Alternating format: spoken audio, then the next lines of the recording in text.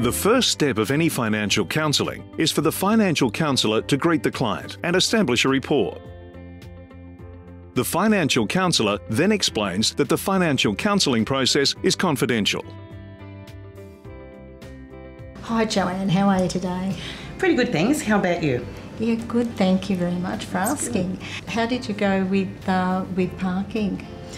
Oh, I can't believe how busy it is. But fortunately, there was a car came out, and so I just zoomed in and took that spot. So I'm very lucky. That was very lucky Yeah. indeed, yeah.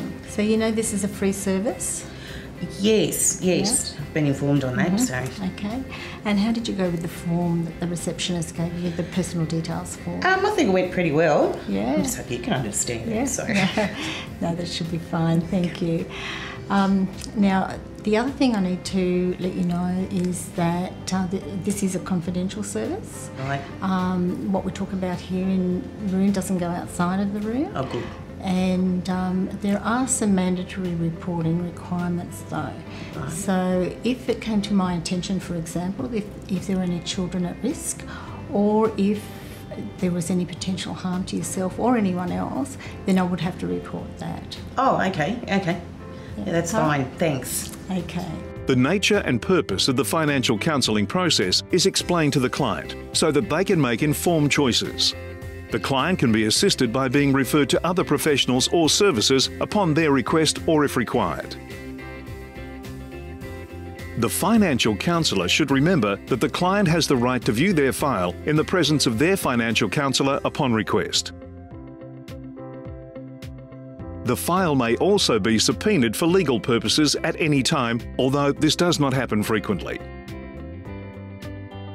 The agency providing the financial counselling service is committed to handling the client's personal information in accordance with the Privacy Act and the Privacy Private Sector Amendment Act 2000. Funding requirements may mean that non-identifying statistical information may be provided to the funding agency. Joanne, would you like to tell me just what brought you to see me here today? A friend of mine advised that I see a financial counsellor. I'm out of work and just finding it really hard to pay the bills. So what would be the main priority for you? What would you really want to get out of today's interview? Some help on my rent, some advice, and my electricity bill. Okay. Sounds as though you've got quite a few financial issues there. Yep. And you're not really 100% sure of what my role in this is as a financial counsellor? No. What I can do is to just assess your financial situation as a whole, and then once we've done that, we can have a look and see what options are available to you and go from there. That'd be great. Financial counsellors can provide basic counselling, support and appropriate referral, information regarding debt and the legal aspects of debt, options for addressing the client's financial difficulties. Financial counsellors may negotiate with creditors on behalf of clients. They can act as advocate if the client feels they can't speak for themselves. They can conduct reviews on an ongoing basis to help the client to keep things on track. I was just hoping that you'd be able to help me get out of this financial mess that I'm in. My company went under a couple of months ago, very, very quickly, myself and the staff. We really had no idea about it, and the only entitlement that we got was just over 2 months annual leave, but now that's pretty much gone, and now I'm really struggling, really struggling with the bills. It's tough, I know. It's not easy to be out of work. Look, what we'll do is to go through your personal money plan, or you might know it better as a budget. Yep. We'll do a creditor sheet. So we'll list all your creditors. We'll also go through an assets and liabilities or a statement of net worth. Once I've got all of that information, then we can have a look at what options are available to you. I won't impose anything on you, but you'll be able to make an informed choice of what the best plan of action is for you personally, and then I can help you with that. Okay. well, really, there's not much point in doing a budget. There's no money and nothing to pay the electricity. Yeah. Okay, have you ever had any problems with paying your electricity bills before? No. Look, there has been a couple of times and I've just made instalments, but no, not lately. No. Okay. So we can probably help you with the electricity. There are some things that we can do, okay? But first of all, let's just get the personal money plan and the creditor sheet and get that done so that we can get that picture of your financial situation, and then we can have a look at the options and go from there. It gives me a bit of an idea actually on your whole situation, so that we can put in place the best thing for you. The financial counsellor guides the client in completing a personal money plan, creditor's sheet, and a statement of net worth. They then discuss the various options available to the client. The financial counsellor explains the advantages and disadvantages of each option so that the client can make an informed decision, including the doing nothing option and consequences. So these are just a whole list of things that we can do. Yep. Obviously the first one is don't pay anything, do nothing, but that has consequences. So I'm going to give you this little brochure. It's called Are You Being Squeezed for a Debt, and gives you the legal process. I don't think you're anywhere near that at the moment, but take that with you, read it, and if you've got any questions about it, you let me know, and we can deal with those at the next visit. Yep. But it's really useful information to know for the future. Great. Okay, so you could keep paying, but obviously there's not quite enough money to do that, so that's not going to happen. Budgeting, well, we've done a budget today. Yep. Okay, so that should help. Reduce expenses. I don't think that that's going to happen. I think you've cut it pretty much back to the bone. So increase your income. So I know that you're looking for work, and that's going to be a key thing for you to do. You don't really have any assets to sell, so that's a no-go. Now, a moratorium. Do you know what a moratorium is? No. Okay. No. What we can do there is to deal with your ANZ credit card and just get all payments stopped, interest, fees and charges stopped for a period of time. It's a short-term solution, but at least you don't have to worry about it for that period of time. Okay, that'll give you a chance to concentrate on your job hunting. Okay, so that's a very real possibility. Hardship variation usually is more to do with personal loans and things, so we won't go there. If you still haven't got a job by the time the moratorium is finished, then we can maybe negotiate a small repayment plan with ANZ and bring it down to less than what you would normally pay. Oh, okay. So that's a possibility for later on. Right. I don't think you're going to be looking for anywhere else to rent at the moment. However, you might think about seeing whether or not there might be somebody come in and share with you. So that's just a thought. I'm just putting it out there at the moment. You might not like doing that, but it's a thought. Yep. Consolidation is not relevant. That's not relevant. Now, I don't know about family and friends. Do you have anyone that might be able to help you for a period of time? Well, yes, but not everybody can. Yeah, and you... Yeah, okay. It's good to go back to mum's for a bakey, but that's about it. Yeah, all right.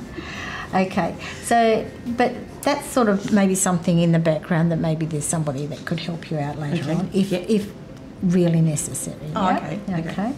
Now, superannuation, at this point in time, you wouldn't dip into that. You wouldn't qualify just yet. Oh, why? To get any assistance with superannuation, you need to be on Centrelink continuously for 26 weeks. Okay, and then under hardship provisions, you can access a limited amount of superannuation. Right. Well, I'm hoping that won't happen. So. Yeah. Okay, a lump sum to settle, well, you don't have a lump sum, so that's not relevant either. A write-off or a waiver, unfortunately, we wouldn't be able to get that for you because that's usually extenuating circumstances, people who maybe are chronically ill or they've got to an age where they're not going to be able to work anymore, those sorts of things. So in those circumstances we can get a waiver, but so that's not relevant to you. There's no legal way out. It's certainly not a statute barred debt, okay? And bankruptcy is a final option, but we're not going to talk about that. No. Nowhere near having to go there yet. Okay, Yeah. so at the moment, it looks like the most appropriate thing would be the moratorium for your credit card. Yep. And we can certainly do something about getting you assistance with the electricity. Yeah, I think I'm feeling a bit better now. Just knowing that we can actually do something about my money. But when I get another job, I know it's going to be tough for a little while to catch up, but I'll catch up again. Yeah. Okay, so you've only recently started on New Start allowance, yeah. And of course, the most pressing concerns for you are the rent and the electricity bill. Yeah. Yeah. Okay, so we can certainly do something about the electricity for you. I can refer you to an ER agency and get you some EPA vouchers, so that'll help pay your bill, and then you can make small repayments for the remainder of the bill. So we'll get you put on a hardship program. Oh, okay. For while you're on the New Start allowance. Okay, I could probably make some small payments. It's only if the credit card, for the credit card for a little bit. Yeah. What's ER and? Oh, sorry, yes, I'm using the shortcut terms. Yeah, ER stands for emergency relief. Oh, right. So there are various agencies around that provide emergency relief for people who are in crisis, people who are maybe recently out of a job like yourself. Yeah. Or sometimes in the cases of a divorce, or there might be a death in the family that people are not coping with. So there's a whole range of crises that people come up with, and the emergency relief organisations are there for that purpose, to help people through that tough time. Wow. And the EPA are vouchers that the emergency relief organisation give you. There's a certain value, and they will go towards things like electricity or gas, and it may not pay the whole bill, but sometimes a good portion of it. Wow. Okay. So they can do that for you. Look, I have a friend that lives upstairs from me. She's on a visa though, and she's really doing it tough. Can I refer her to one of these ER places? Certainly. The only thing is that with people that are here on visas, the emergency relief organisation would actually have to make an assessment, because not everyone qualifies. So they'd assess and see whether or not she qualifies. Yeah. Oh, okay. Okay. I've never been out of work before, so let's hope that it won't be for too much longer. Yeah, it's certainly tough when you're out of work, and particularly if you've not been out of work previously. So yeah, it is. It's really hard.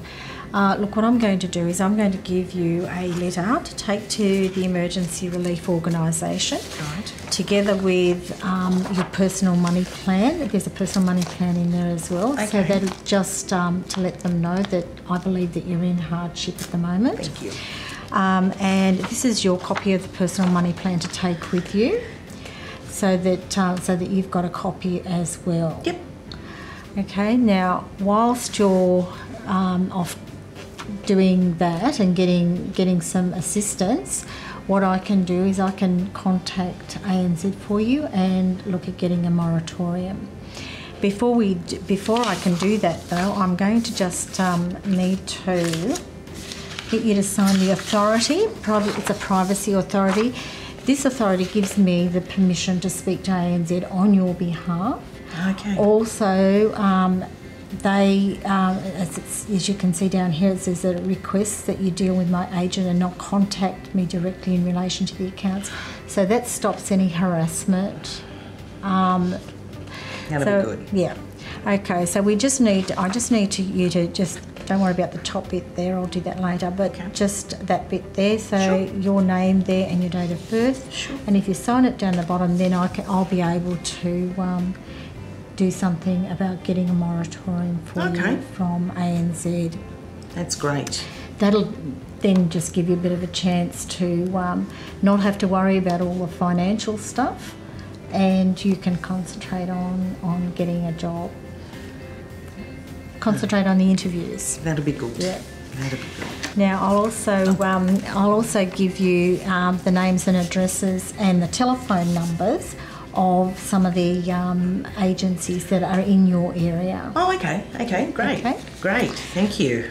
So that's about it. Now, how about if we get together in about 2 weeks' time? Would that suit you? Yeah, that's fine. And we'll just see how things are at that stage. Yeah. So about 2 weeks. Yep. Yeah. Is morning or afternoon better for you, Joanne? Probably the afternoon. I usually have my job interviews in the mornings. In the morning. Yeah. Okay. Yeah. All right. Well, how about if we make it 2 o'clock? Yep. And I'll look forward to seeing you then, and hopefully things will have settled a bit by then. Excellent. Thank you. I think I just might survive all of this, and thank you. And yep, I look forward to catching up with you in a couple of weeks.